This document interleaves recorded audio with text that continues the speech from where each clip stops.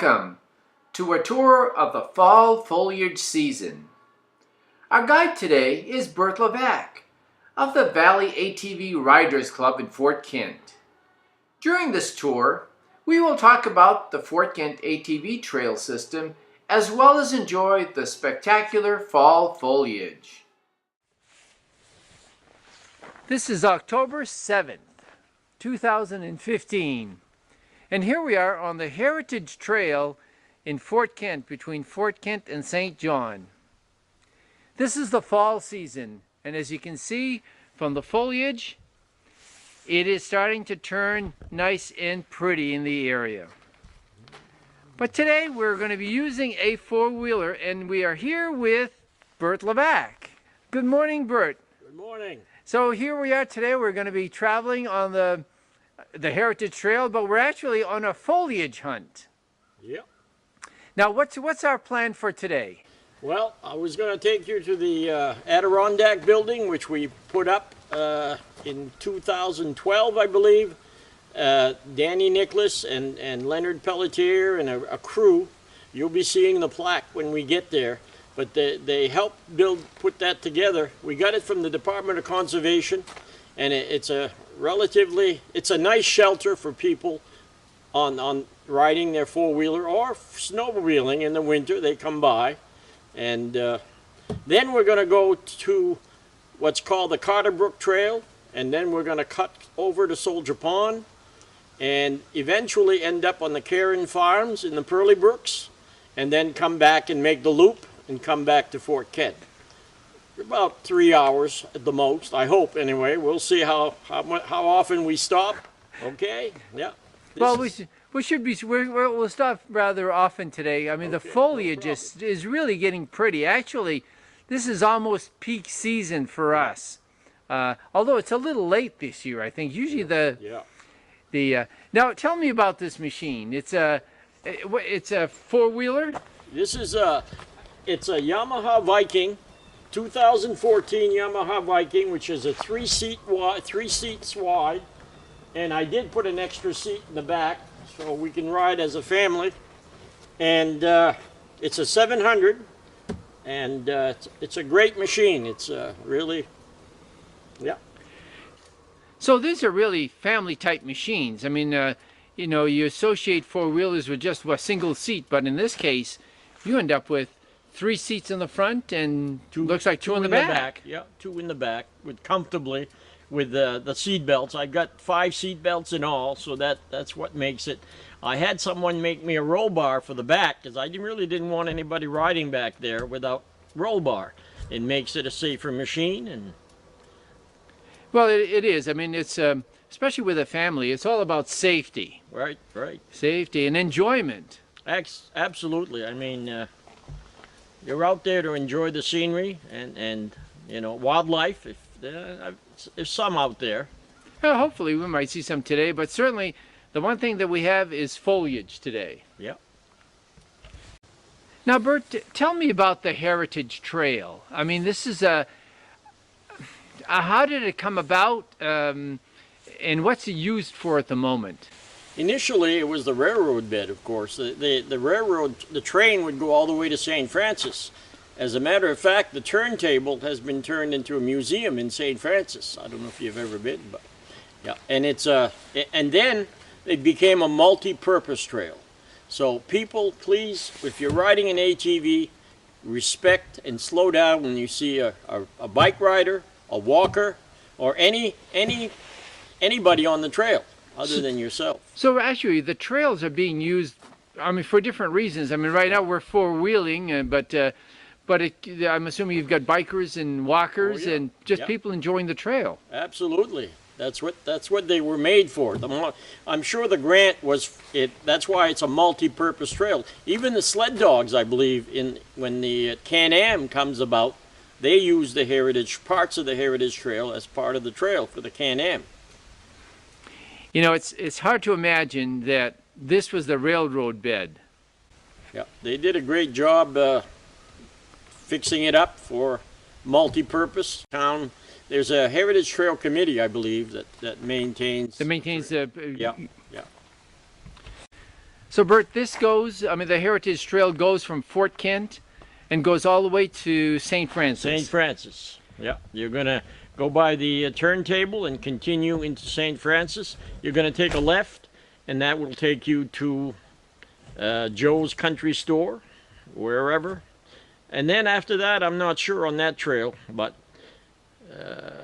I think they go down the road for a little while, and I'm not sure. I haven't been that way in a while. So.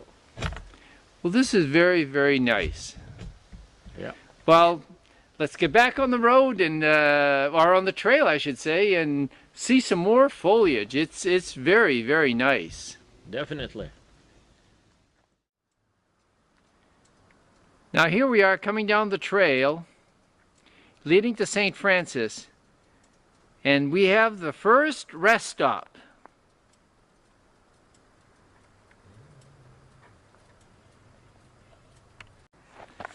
Now Bert, tell me about this area. This is it's an opening in the woods, but there's a beautiful cabin here with looks like a flower or something on the outside, but clearly a rest stop. Or tell me about this. This was Dan Nicholas got in touch with the Department of Conservation, and he and one of the town employees or somebody went with a truck and picked up the pieces. It was all in pieces. So then they came back and they started putting it together. Well, when we put it together, it was so short that we was in Sawmill and had some more logs cut. It was Jean Leblanc and Mike Daigle contributed the logs. So we extended it. Then we bought some some metal for the roof. Quite a few volunteers. I'll read you the names later. There's a plaque inside. Going back to the flower, well, somebody painted some graffiti on our cabin. So Diane Beerby came and turned it into a flower. So we thank Diane for doing that for us. Get rid of the graffiti, and that's what it is. Is that common along the trail? Well, last year it happened a few places, and I don't know. It had never really happened before, and they've done a good job keeping the shelter clean. We're very pleased with the people who have been using it, and they've been keeping it clean. We thought maybe a little vandalism, but no, there was none, and we've got a picnic table inside, and the snowmobilers, I'm sure, use it in the winter also. Now, you mentioned they here. I'm assuming this is part of... This is the Legis station. The Legis. Yeah, that's where the sign is right there. This is the Legis station, and that's why the open area. It used to be a train station or a train stop here, apparently. There's a few along the way. There was a Pierre station on the way back there. I think there's a Wheelock up ahead, and it was all part of the train back in the day. Actually, I'm a little familiar with the history of the Bangor Nouristic Railroad, and you're right. Along the way, they called them sidings. Yep. It was a second track. They had the main line, which was one set of track. Then they had a siding, and they would put them in different places because people they bring the wood cars here. They'd load the logs here. Okay. I know Glendale is one of them, and we went by that earlier, and I saw Pierre. And it remembered the different sidings that were here, and this was probably called the Legis. Yeah. But they were actually just side tracks that they would leave empty cars so that the people who were logging or potato farmers who wanted to ship potatoes, they would just load them on here, and then the train would come along, pick them up, and drive away. All right. Yeah. But the trails themselves. Do they belong to a club? I mean, who maintains all of it? This part of the trail belongs to the town, belongs to the Heritage Trail Committee. Okay. But we have, I believe, something like, the last tally that I took was about 34 miles of trails, which is not that many because I've ridden the Madawaska trails and they seem to have a lot more, but But that's, you know, that's the landowner permission is so important. And I'd like to take the time right now to thank all the landowners who allow us to use their land for our trails. We'll be, most of the trails, well, some of the trails that we will be traveling on are ours, but we'll also be riding on Sly Brook trails, which is Soldier Pond. And I think that's it.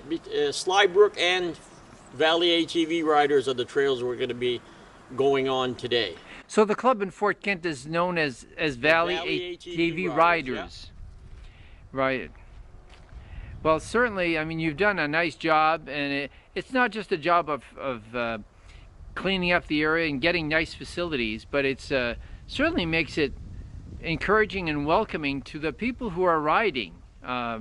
I mean, I can see this is a very nice place. You've got picnic tables and nice place to stop over and have a picnic. Definitely, definitely, and people are welcome, and we appreciate them keeping it clean. And if you don't mind, let me read off the names of the volunteers that did the work here.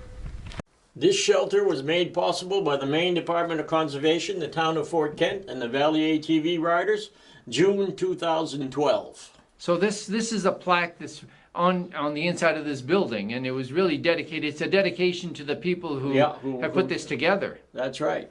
And it says, we, the Valley ATV Riders, would like to acknowledge the following for their help in volunteering to make this shelter possible. Dan Nicholas, Leonard Pelletier, Alan Dow, Mark Gagnon, Don Willett, Sean Greening, John Bouchard, Louis Belanger, Phil Plord, John Hernandez, Bert Levac, Roger Plord, Mike Daigle, Jean LeBlanc, and the town of Fort Kent, and Voisin Sawmill. That's excellent. It looks like a lot of people are involved in this, you know, in putting this together and doing keeping a nice job, you know, for facilities here for all the people to use. Yeah, it's we appreciate all the help that we've gotten over the years, and again, especially the landowners, because without them there would be no trails. Now, Bert, you've been talking about landowner permission because, I mean, the trail between Fort Kent and St. Francis is quite a distance. And so you're crossing a lot of people's lands. Yeah. Now, do you have to get permission from, you've been mentioning landowner permission, but how do you go about getting permission, and how do you encourage people to open their land for ATV riders? Well, basically, I've got a list at home of all the landowners. And every year, well, I try to get a 5-year agreement, and the last time I got one, I believe, was 2011. So I will follow up in 2016 to those landowners, and like I said, I've got a list. But you got to give credit to the people who started this club a long time ago, and a few that I can think of off the top of my head are Tom Lozier, Carl Willett, and Richard Pelletier. That's true. Bob Bonafant, I believe, was involved. There were quite a few that started the whole process, and since then we try to, you know, we work with the landowners, and hopefully the people who ride will stay on that's the biggest thing, stay on the trails.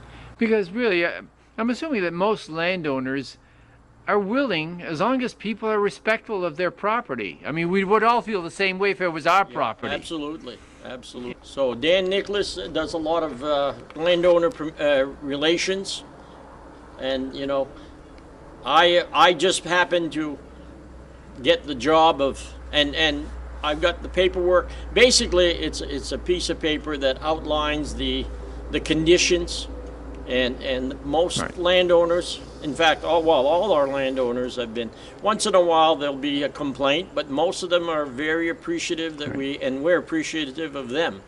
Yeah, because we need them. We need the landowners. I mean, we here is all the riders, and not just the ATV riders, the snowmobile riders, and you know, the bikers and the walkers that use this trail. I mean, we all need them. So it's really important to kind of pay attention to and respect the landowner's property. We are now continuing down the Heritage Trail. Once, this was a railroad track from Fort Kent to St. Francis. Now, it is a public recreational trail for all of us to use. Notice the color changes in the leaves. The fall season is upon us. Now, Bert, we were just talking about landowner permission as we were riding along. Tell us where we are right now. We're at the golf course. We're right in the middle of a golf course, and I don't know. I'm amazed that I'd be curious to know how many ATV trails go through a golf course. But this is what happens here in Fort Kent, and the golfers are usually very, very helpful. When we come by, we'll stop, and they'll wave us on, or whatever the case may be. But they've been very good to us. And this is the golf course, and you can see across the river in Canada, the mountain, and there's a couple houses that you see also in Canada. So what we see right there, those are the hills in New Brunswick. Yeah. They're colorful, very, for this time of the year. This is still October 7th, and it's pretty good color for this area. Definitely. So there's also courtesy between the golfers and the ATV riders. Yeah, I'm at it. I'd be remiss in mentioning Don Willett, who does the club has a tractor that we use to do the trails. We bought a Bobcat, and we've got a blade, we've got a bucket, and Don Willett is the one that usually does the trails with the tractor. He goes up there, and the trails are, as far as I'm concerned, are the best they've been in years because of these dedicated, Mark Gagnon is another one, and Don Gagnon, and Lester Dubois. They do their share. Of course, you know, we appreciate all the people who are members of the club. If everybody would just pay their dues, we'd be happy. Of course, we always need more volunteers, but you know, we're doing all right from that point of view. But we appreciate the ones. But everybody who has an ATV that rides the trails should join a local club, whether it's Slybrook, Eagle Lake, the Valley. We've got the best trails in the state of Maine, as far as I'm concerned. I've ridden Van Buren, beautiful trails, Frenchville, Sanagat, everybody, Madawaska. So anyway. So like this is part of the Valley ATV trails. Well, the Heritage Trail is really not part of our trail system. We cannot use it as a mileage, but it is well maintained, and it is, in a way, part of our trail system. But the club, the Fort Kent Club, uses this one mainly. Well, yeah. Anybody passing through want to go to St. Francis, Allagash, they come through here, or Madawaska, whatever the case may be. Now, how does one become a member, and what are the normal costs to be a? Yeah, the Valley ATV Riders membership for one machine is $25. $25 per year. Yeah, and for two machines it's $35. For three, it's $45, and then an additional $10 if you've got some more machines. What I'll do is, you're supposed to belong to a local, to ride on Irving land, which we have a lot of. All the clubs on the Irving Corporation land. You're supposed to belong to a club who pays. We have to buy a liability insurance, and they have to belong to ATV of Maine. We buy the insurance. They have to belong to a local club. And like I said, whether it's Valley ATV Riders or Madawaska or Slybrook, please support the clubs. The trails are beautiful. I mean, we've got the best trails in the state of Maine. So if you're a member of a club, then you can ride on somebody else's trails, like another club's trails. Yeah, of course, as long as, you know, and they appreciate the club. But yeah, as long as you have an ATV of Maine sticker, you can ride on most clubs have a Irving land somewhere. So. Well, Bert, you're right. Here we are on a Foliage ATV run, and here we are on the golf course, and somebody's out there. Well, you're right. There's a lot of cooperation then between the clubs and just the town facilities. Let's watch this guy tee off.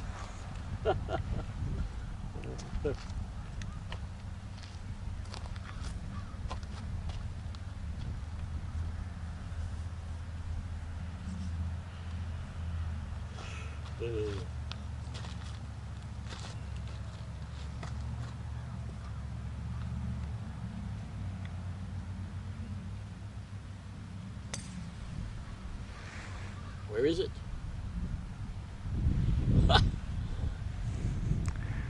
How do they keep track of their balls? I don't see it. Okay. The trails are very well marked. This is a signpost at Glendale Siding in St. John. As you can see, the distance to Fort Kent, as well as trail markers and advertisers, are put along to show the travelers which direction to go in.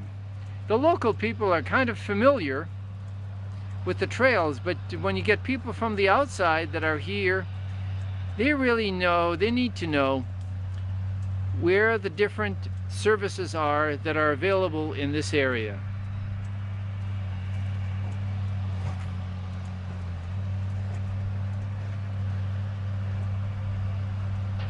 As you can see, we have different dealers as well as motels that are advertised.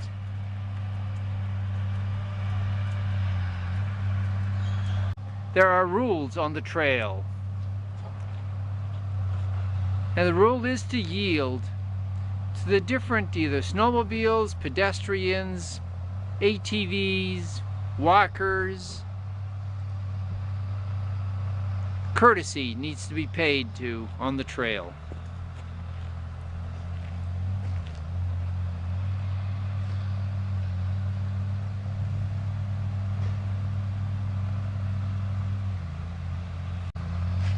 And the sign says it all. Welcome to ATV land. Signage is extremely important along the ATV trails. Not only to show the people where to go, but it's also to show people where not to go. The trails that are off limits to either ATVs and four-wheelers, as well as snowmobiles, are clearly marked. In this case, ATVs are permitted down this trail. And now we're off to Carter Brook. To this point, we've been riding on the Heritage Trail, but now we're going towards Carter Brook, and the trail follows some old logging roads.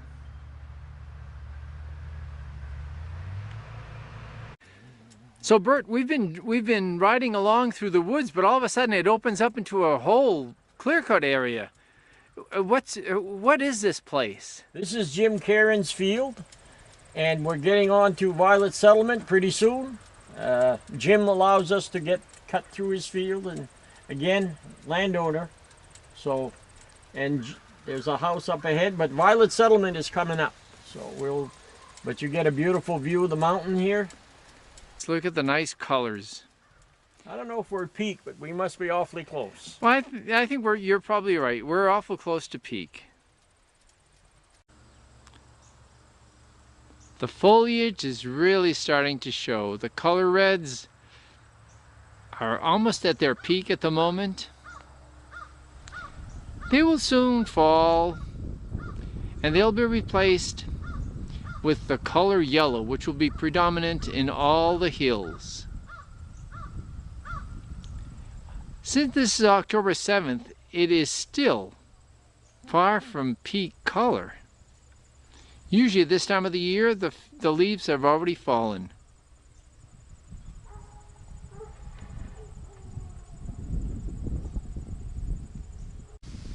So Bert, where are we now? We're almost in farmland. I believe we're in the Corriveau Farms. This is their field. Now, which Corriveau is this? Nelson and Reno and Phil. Yes. The family. Yep. And that's what we're looking at here, the field.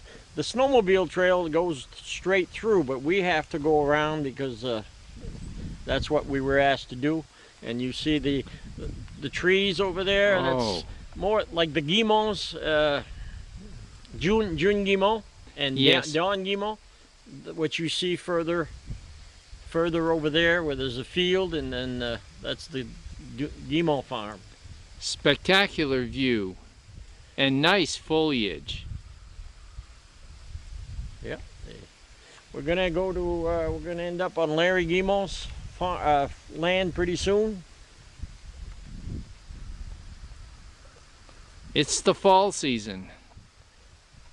I believe this is Larry Guimau's land, and he has allowed us to continue on to trails. And as you notice, there used to be piles of firewood here, and I guess they got ready to.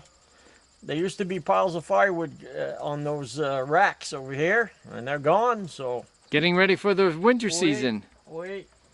So he's got a lot, huh? Now we talk about landowner cooperation. In this case, these are the Guimau farms. And you can see they've got some nice cattle out here. It's a beautiful, beautiful scenery.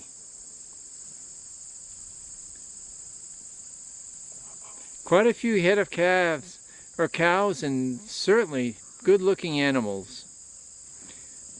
Wow. How many do you think? About 100, give or take? There's probably a good 100 cattle here.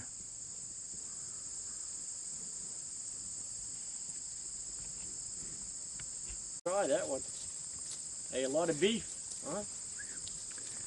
All right, now we're being checked out by this cow. A31. Some beautiful animals here.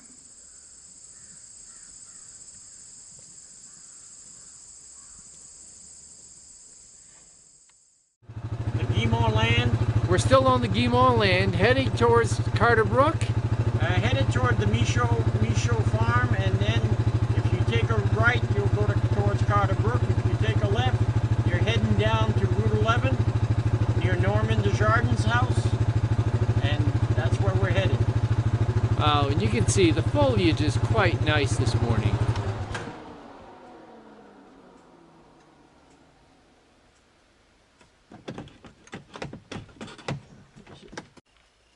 Now, Bert, is it possible that those are the towers On Route 11. on Route 11 by Rocky Bard's house? Yeah, and this is the Michaud farm up in Wallagrass, and if you go down when we just came in from the Corvo field where we stopped the last time, and if you tried to take it and gone straight and taken a right, we'd have gone to Carter Brook. Now we're headed to Soldier Pond. What a view.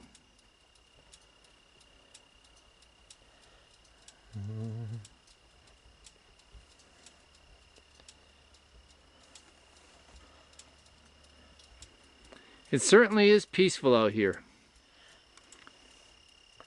with a spectacular view.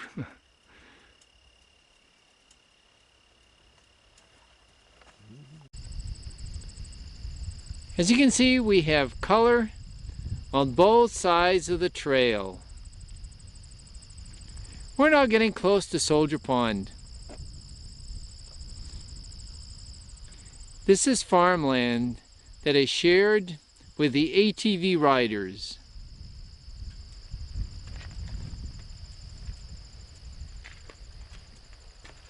That one's beautiful up there.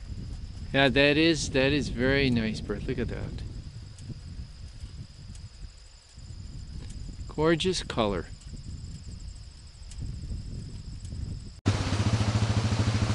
The ATV trail also goes by Wallagrass Stream.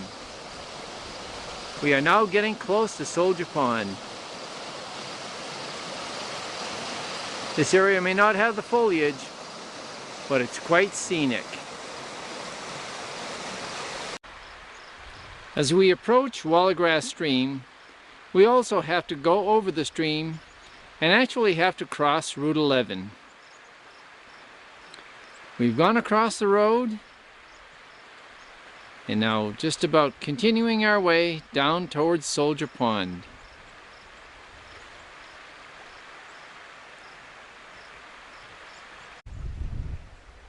The sign says it all. Respect landowners.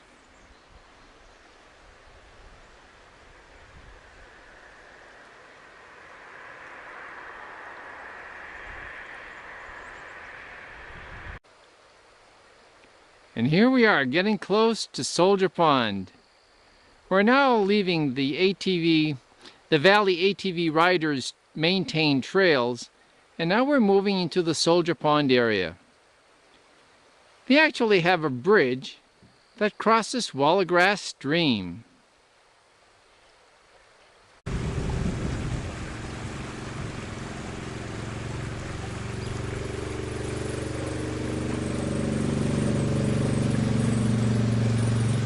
And here we are, crossing Wallagrass Stream.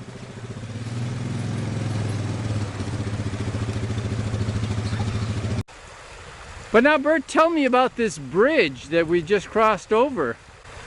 This bridge was put together by the Sly Brook Club quite a few years ago.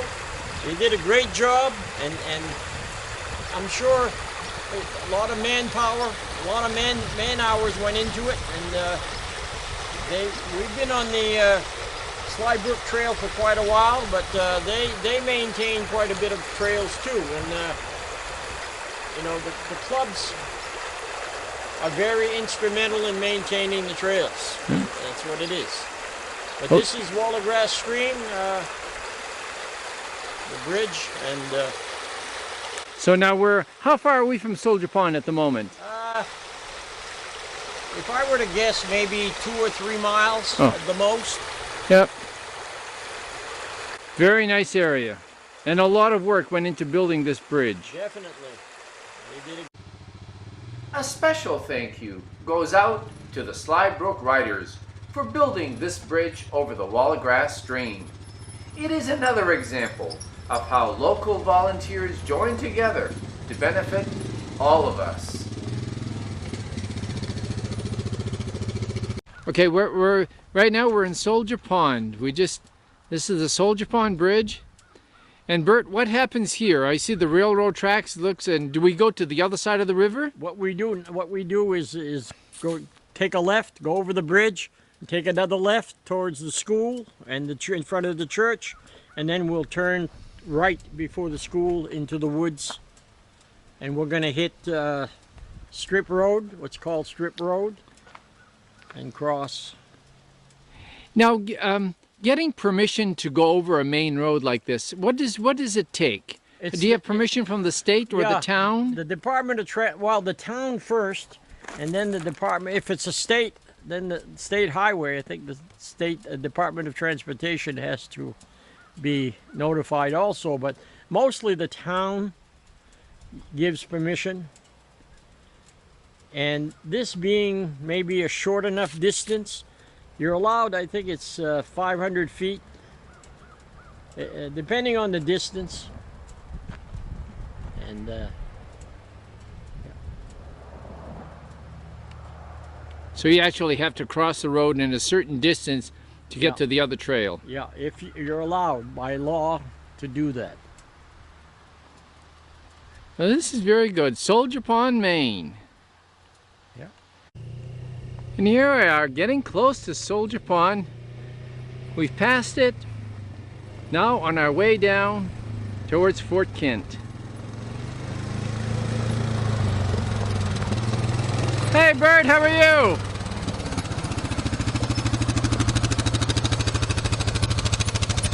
And this continues all the way past the strip road.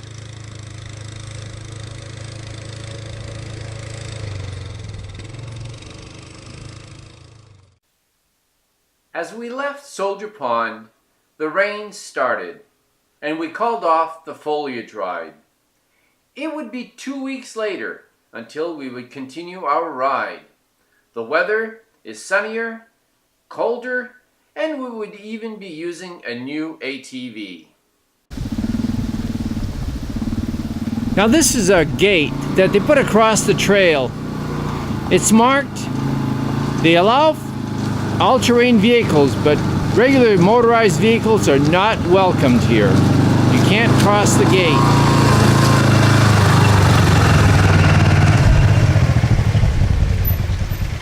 As you can see, there's a caution sign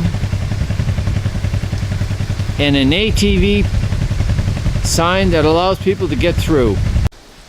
Now, Bert, we started this film 2 weeks ago, and in the last 2 weeks the weather hasn't cooperated and both our schedules have not, but we want to continue this ride. We've even changed four-wheeler. Now tell me about this particular model.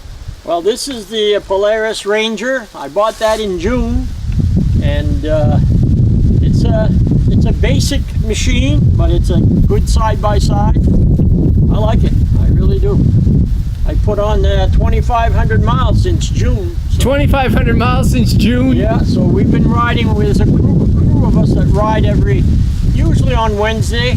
We've been to Allagash, we've been to Van Buren, Caribou, and Madawaska, a few other places, so getting to know the trails.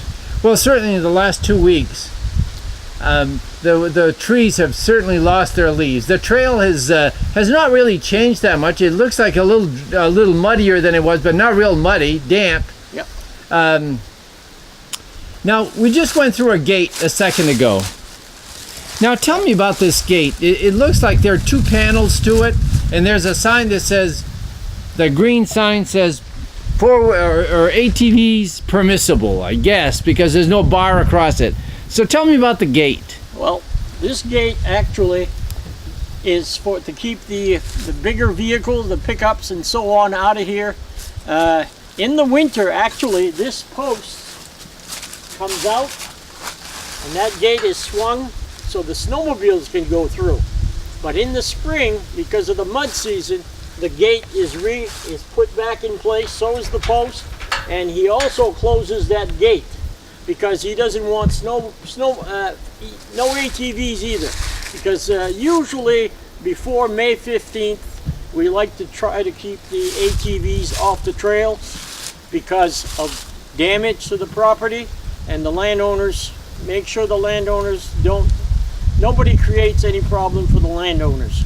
And like I told you before, landowner permission is so important. It just takes one and the trails are shut down, so let's stay on the marked trails and follow the rules. So the trails really shut down. I mean, they shut down when the snow arrives. Yeah. Usually when the groomer goes out, but it's getting so cold, you know, I don't plan on doing too much more, but it gets cold.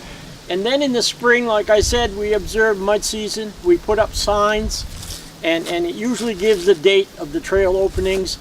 There's always a few that go out early, but we'd appreciate it if they wouldn't and follow the sign, whatever the date says on the signs, because of landowner, you know, we don't want the landowner any damage to property. So. You mentioned there's a date posted on the sign. There's not a set date, or does it depend on the conditions? Dry spring, and it depends on the conditions. Usually, one or two of us will go out and check the trails, and then get in touch with some landowners as to when they think we should open the trails, and that's basically what we do. And then we post them.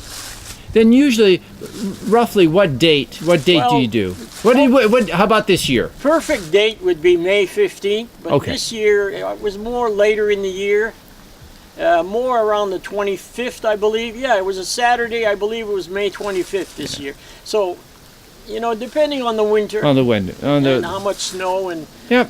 Yeah, so that's basically what it depends on. Well, great. I mean, this is nice that the landowner allows you and as well as snowmobiles to go through here. Absolutely. But you're right. We're back to respecting the landowner's rights. Yeah.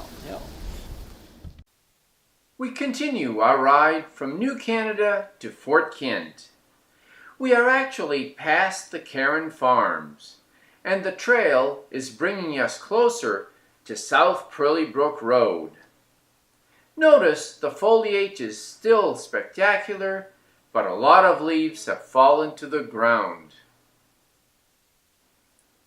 As we near South Pearly Brook Road, the trail changes. Because there are many more landowner properties to cross, many of the trails have been handmade, rather than relying on lumbering or farming roads.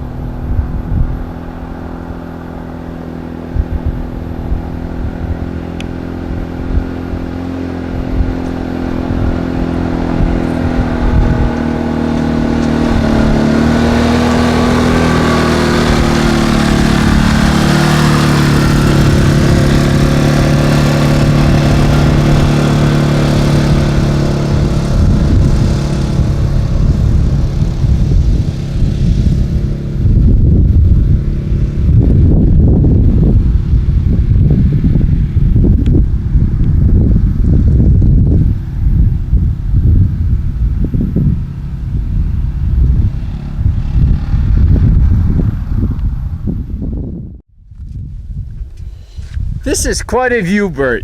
Yeah, And I don't know what you call this place, but it has all the facilities. It looks like a picnic table, but one thing that it does have, it's got a view.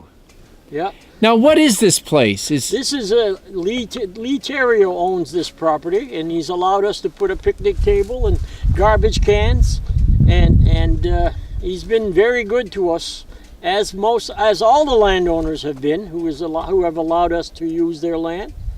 Yeah, this is Lee Terrio's, and as you can see, we got a beautiful view. It's spectacular here. It looks like we're looking towards... This is going to lead us to Michigan Settlement. To Michigan Settlement. Yeah, and that's part of the trail.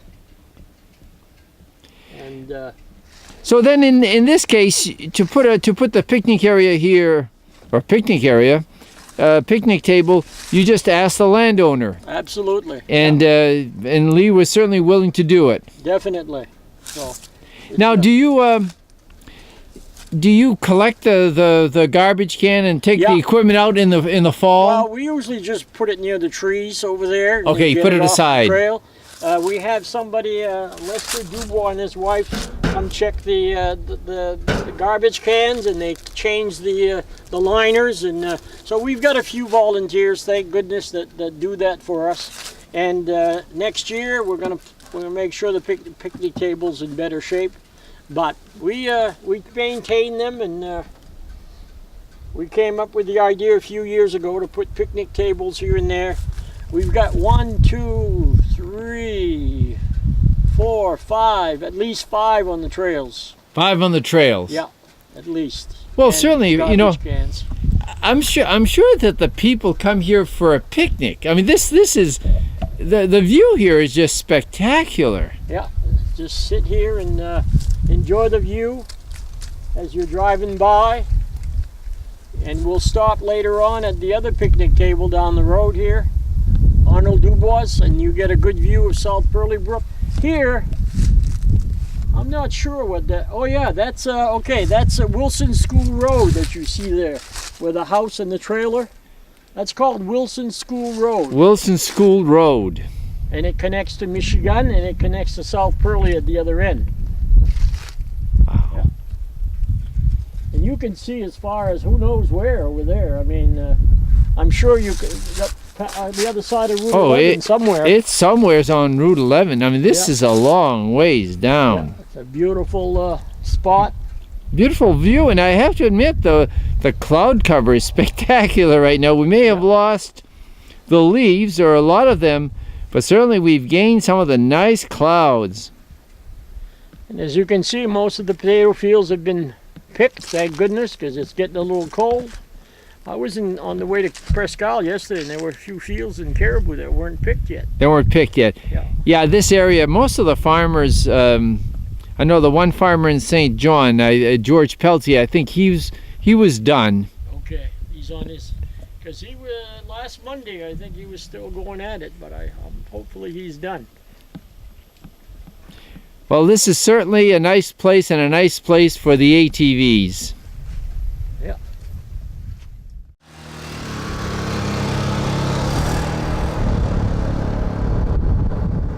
After that spectacular scenic view, the trail brings us closer to South Curly Brook Road. Notice that the landscape changes from forests to grass and farmland.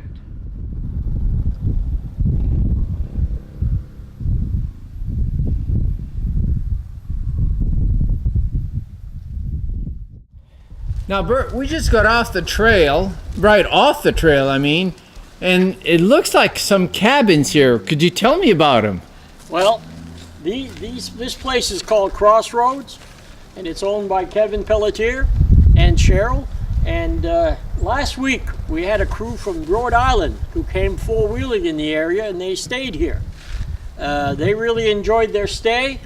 And they did quite a bit of four-wheeling. In fact, they four-wheeled from Holton to here, and then they did the Allegash, and then they went back to Holton, I believe, yesterday to get their vehicles and head south, I assume. But they really enjoyed this place, and it was nice of them to give us a call and send in their join the club, which is nice. Well, you know, this is nice to see. I mean, people in the area supporting four-wheeling by, I mean, building cabins, you know, right along the trail. It's certainly inviting for the people from the outside to come in. And snowmobilers and also private individuals who just want to get away and be up here in this area.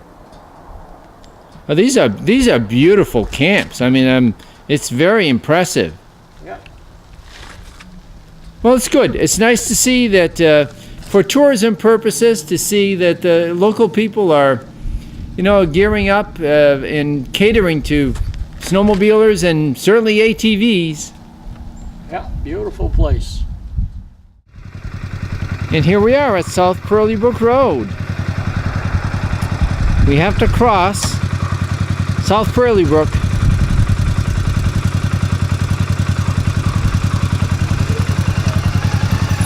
The trails are well marked. Stop sign. Four-wheelers still have to be cautious. There is traffic on the road. And across South Curly Brook.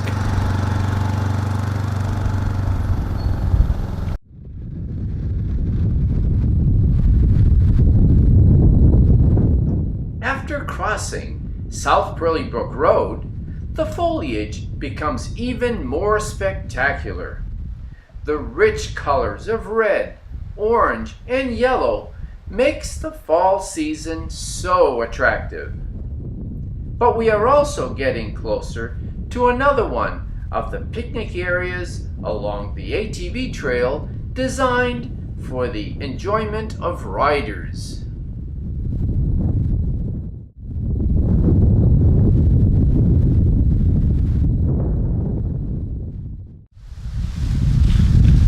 Now, Bert, we still have a few leaves in the trees. Yep. Looks like an oak tree on top. This one here. It's an oak tree.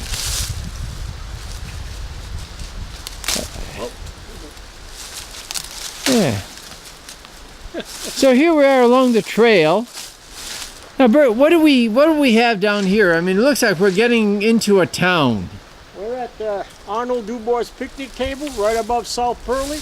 That's South Curly Brook. You see the moorings, mooring, hot topping, and paving, right there. Oh, so that's where the yeah, moorings, hot topping and paving. yeah, South Curly Brook. That's what it is. That's a beautiful view here as well, you know. So you've got another picnic table here? Yeah, yeah. And right below us, well, there's North Curly Brook down here too. You can see the roof, a couple roofs there. And then the other one is South Curly Brook. Yeah. So we're getting close to Fort Kent. Yeah, we're almost in town. we're going to be going down the hill towards Northland, where Northland Frozen Foods used to be, and crossing the track and heading back to behind John's Sure Fine and heading back into town. We're not far. Beautiful view here. Hey, it's beautiful and nice day. Yeah, turned out to be a nice day.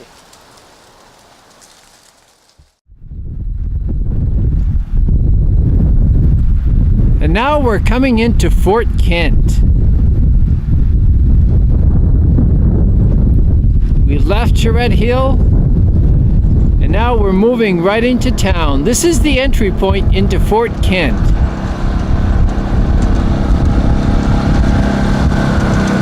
We're right along Market Street.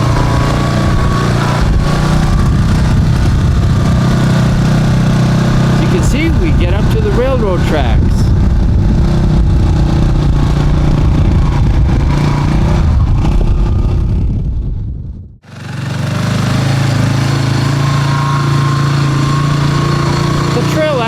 Goes parallel to the railroad tracks, right along Market Street by John's convenience store.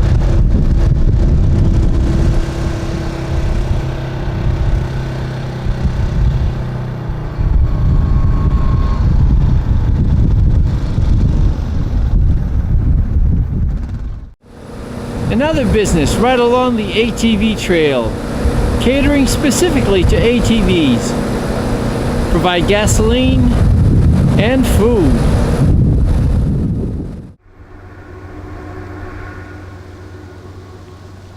Welcome to downtown Fort Kent. And here we are on Market Street with signage talking about the Heritage Trail. This reconverted railroad track has now been turned into a recreational trail for bikers, walkers, snowmobilers, and certainly ATVs. As you can see, it's well labeled. ATVs are welcomed. Adjacent to it, well, Bert, tell us about we talked about the trail earlier, but it looks like there's a whole plaque here dedicated to this ATVs. This was I believe, well, let me read it here. It says, in the year 2000, the St. John Valley Heritage Trail was established. This trail system was made possible by the efforts of the communities of Fort Kent, St. John, and St. Francis, the Maine Department of Transportation and Conservation, and the dedicated volunteers of the region. The conversion of the Bangor and Aroostook Kent Junction to St. Francis Railroad Spur and the Fish River Trestle resulted in a multi-use recreational trail serving the residents and guests of the upper St. John River Valley. Wow. And the Fort Kent Town Council at the time was Laurel Daigle, Patrick Plord, Ronald Thibodeau, Donald Guimont was town manager, Sebago Techniques, Kutch Construction, Alan Tremblay Construction, and also on the town council was Paul Bouchard and Louis Morrow. So that's basically what it comes down to.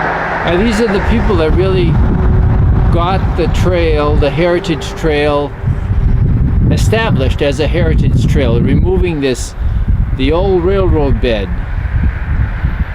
And there is a Heritage Trail Committee, I understand, who still maintains the trail, which starts here and continues, I believe, to the turnaround in St. Francis, where they used to turn the engines around of the trains. It's a wonderful asset to the town of Fort Kent, certainly to promote recreational activities.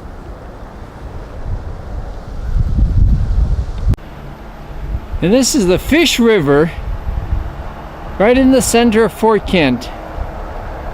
This was a railroad bridge, now specifically a trestle, designed for four-wheelers and snowmobilers.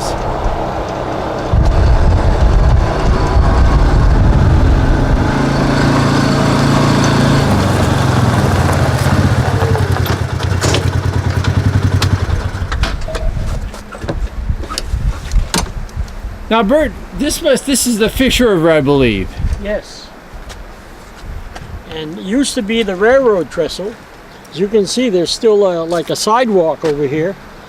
But they ended up building this trestle for the ATVs and the snowmobiles, because this is a major artery for the snowmobile trail and the ATV trail.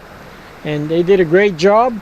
And so this is the access point then. Once we get across Market Street, this gets you over to this side, on this side of the Fish River by Pleasant Street. the train used to go through Fort Kent. Yes. And drive right through the center of town. Yeah, and they yeah, I didn't realize that was still there. This is beautiful. This is another nice view. Yeah, and I remember, probably shouldn't say this, but I remember kids jumping off the old trestle into the, there must be some deep spots over here somewhere, but I wouldn't recommend it, that's for sure. Not right now. No, never. Never. I wouldn't even do it. I would never do it, but it was done before. So this is the Fish River connecting into the St. John eventually. Yeah, the boundary waters between Maine and New Brunswick. Be going across Pleasant Street. As you can see, you just saw a truck. Now you're seeing another vehicle go by. See a couple kids going through. So this is over by the high school then? The high school and the elementary. And the elementary school, that's right. I bet you that's a phys ed class. They're taking a walk. Rather than be cooped in the gym, the gym teacher is taking them for a walk on the Heritage Trail.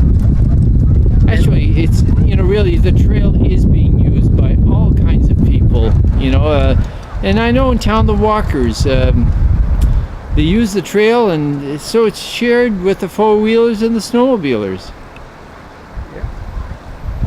To your left is the Fort Kent Elementary School, and to your right is the Fort Kent High School.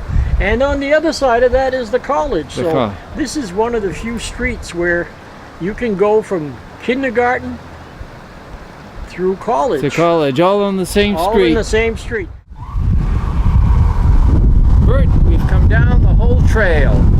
We've gone from Fort Kent all the way to St. John, to Carter Brook, Soldier Pond, up to Daigle, and now we're back in Fort Kent.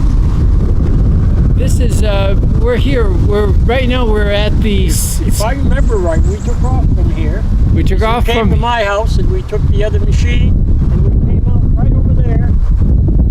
And that's how I get on the trail. That's how I get home. And it was a good trip. The foliage was a little early and now a little late, but that's okay. You get to see the... this is a new place where they just put in a bench, and it basically says the Willett family in memory of Will and Jill Bett. I don't know if you can see. You can see a little bit of it there behind the machine. I can actually. This is right along the Heritage Trail, right in front of the Skeeto. Yeah. And it's this section of trail is used a lot by walkers, and I can see why they would want to put a bench here.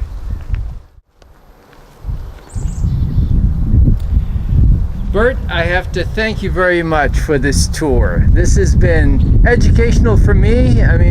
We saw some good foliage. When we first started 2 weeks ago, there was good foliage to be had. Now the leaves have fallen, but it's still very pretty.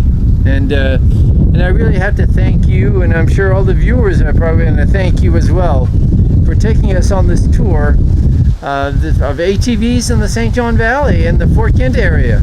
Yeah, well, you're very welcome, and gave me a chance to show you some of the trails we have. There are so many trails out there. I've been to Madawaska this summer. They've got beautiful trails. Van Buren has beautiful trails. Allagash, St. Francis. And Sanagat and Frenchville. No, you're doing well. The Valley ATV riders certainly very supportive of ATVing in northern Maine, and it's thanks to you and all the volunteers in that group. And again, we thank the landowners and the members who join every year for their support. Thank you. Very well. Thank you very much.